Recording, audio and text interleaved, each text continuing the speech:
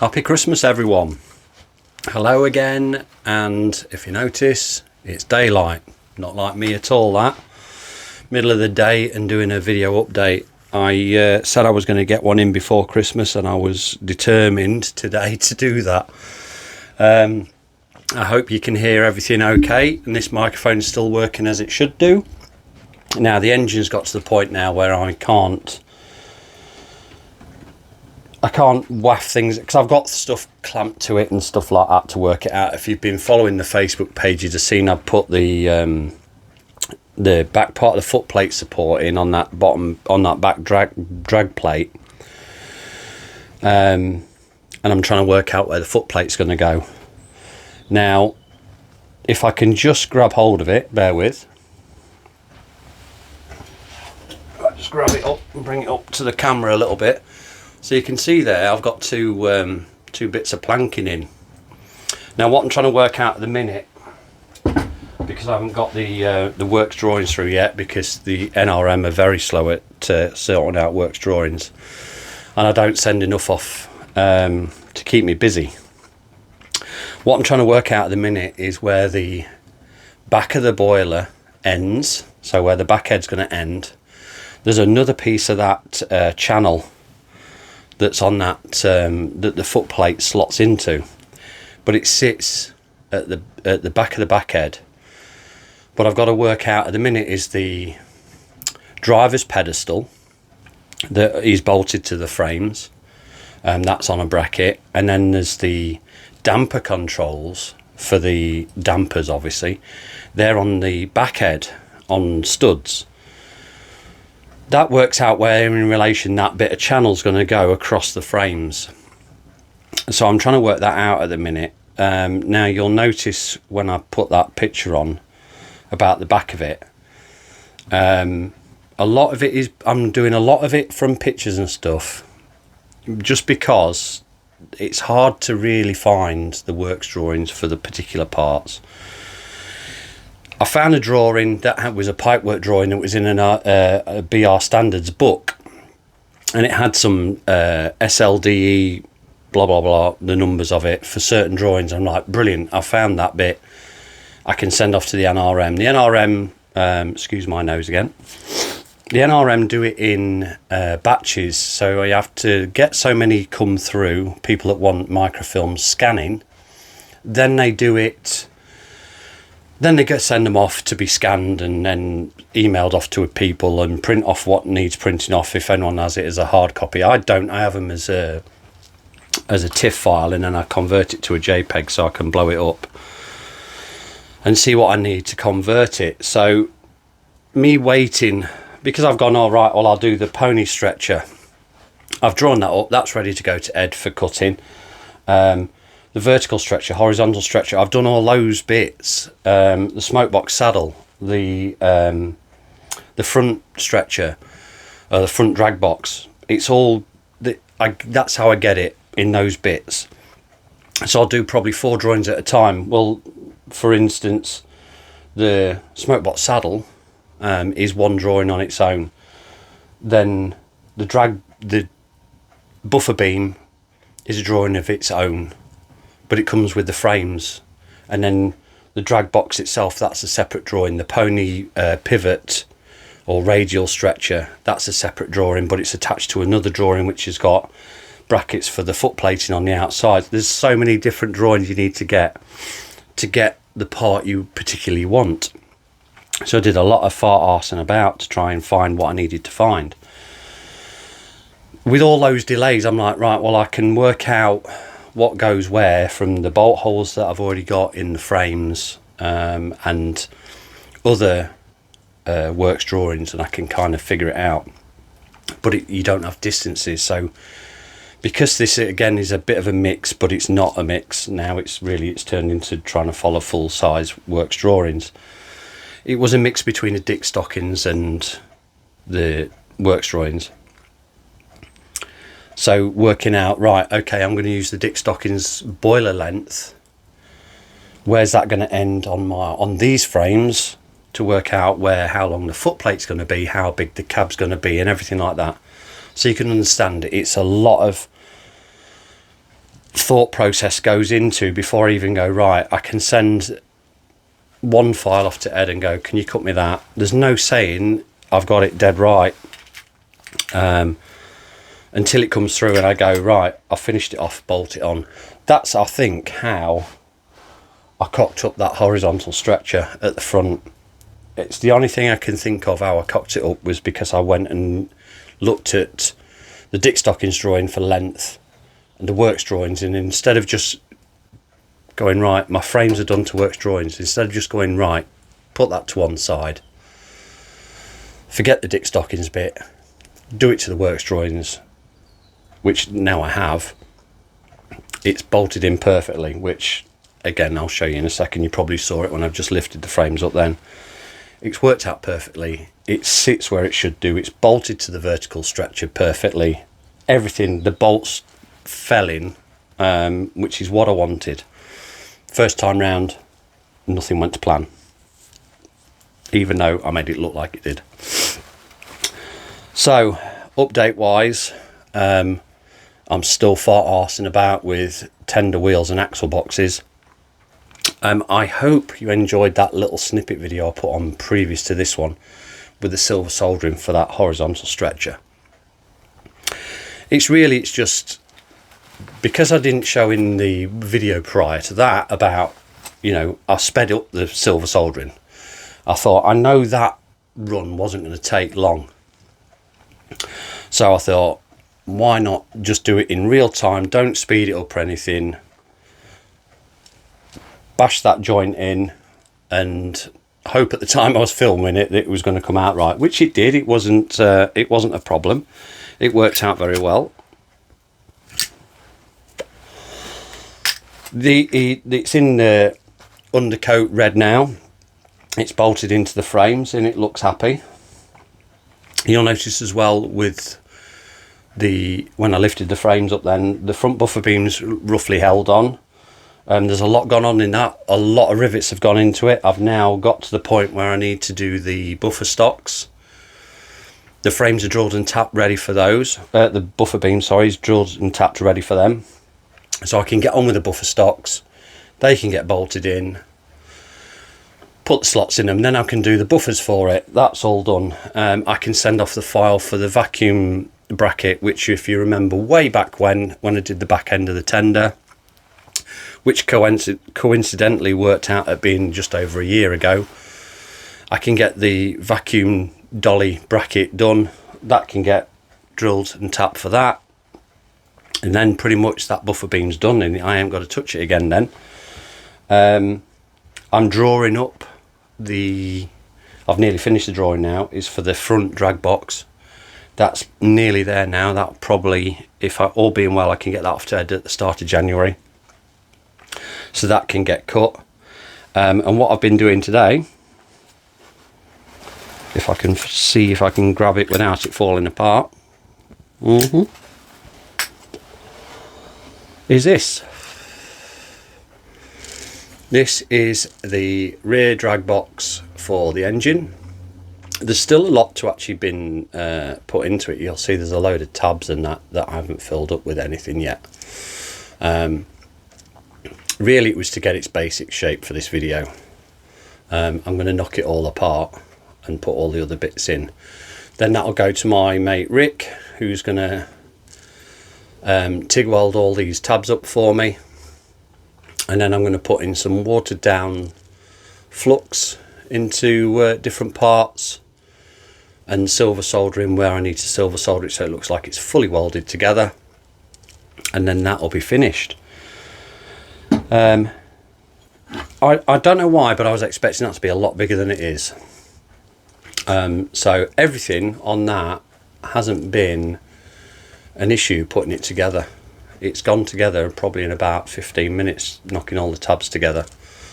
And it's holding together just on its tabs alone. So that's gone really well. Once that's done, that can get put into the frames and left. That ring that goes on, obviously, goes on the underside of there. It's for the steam brake. It spaces the steam brake off so that the steam brake cylinder, it spaces it down. It's only, I think that's 1 mil thick, that. But the steam brake cylinder sits against that. It's not a gasket as such, because it still has, it's gasketed anyway. But on full size it had a ring the same as that, but it was welded all the way around the outside of it, and it just spaced it down a little bit. I don't know if it's to do because the brake cylinder doesn't have a cap to it. It's literally steam sealed against the actual drag box. So I've done the same. I think it's to give a bit of a gap above the actual piston in the steam brake cylinder, so the steam can get above it to push it down. And then I've got to work out, what else have I got to work out on that? Oh, I've got to put, see all the length of holes at the bottom. That is for the support arms for the actual steam brake. So there's a big bit that gets riveted to that first. I have to do that before it's TIG welded together, which they are in, I think they're in this little bag here of the other bits. It's those two there. So there's 2 of those. I've got to rivet some angle onto it, then it's riveted to the underside of that. It has on the inside of that 2 long strengthening pieces that go in the inside of that, inside of those 2. They're actually riveted in there, but on the inside. So I've got to bash some 1/8 rivets through that. Once that's all done, I can assemble that back up into that sort of shape, then give it to my mate and he can work his magic for me. So that bit will be done. That can get bolted on at that end. New year we'll see that front stretcher going, drag box going. That one's done. And then I've got to sort out this smoke box saddle. Now, if some of you follow me on Facebook or are friends with me on Facebook, you'd have seen this.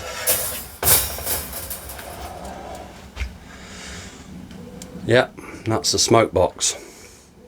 Now, it hasn't rolled how I wanted it to, and I'm not going to show it often too closely because it's pretty shit. I've got to be honest. I got the smoke box wrapper a long time ago, probably one of the first thing I ordered, way before I had went through the thought process of what I was doing. I had a test wrapper done, and all it was to see if I could work out the actual length of it in a sheet before it's rolled. The actual length of it is bang on. It will join up at the middle. The only thing is my rolls are that crap that it's rolled it into a bit of a cone. Now I probably could sort it out with a little bit of a tweak here and there, and I could get it all to meet up, but I'm not going to, because it's not got the vacuum elbow holes for the side of it. There's a bracket for that, there's a bracket for something else, there's the handrail stanchions on, I haven't got the hole for them. The hole's not in it for the steam inlets to the cylinders. There's a lot missing from that wrapper.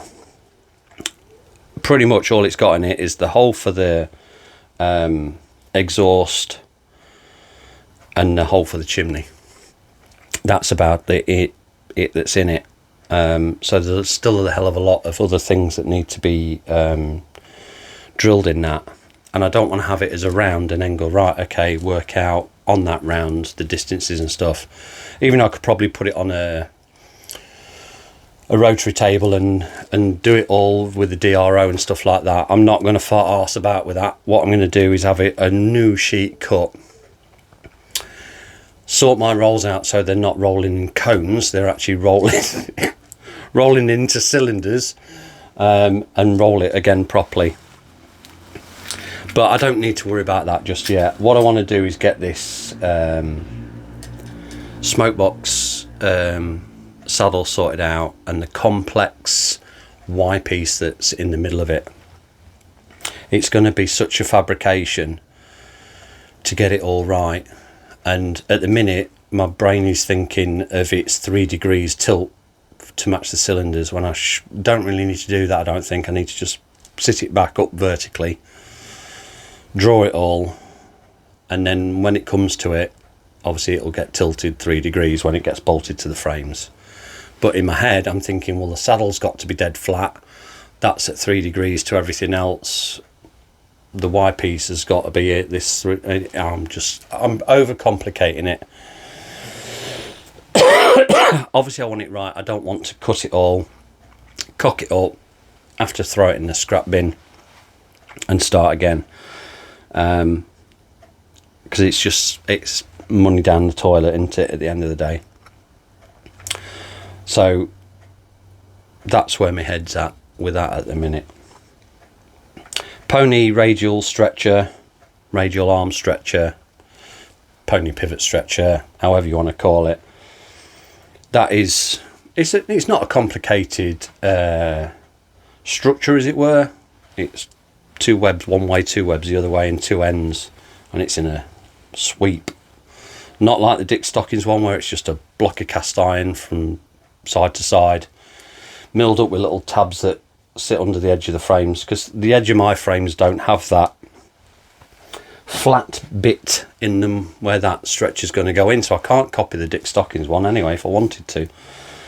This has got the proper shape to it where it's going to sit, so I've got to go down the route of a works drawings, just the way it has to be. So before I sign off, I'll just show you that. I'm going to pick these frames up again and show you that stretcher in the front. There we are, look.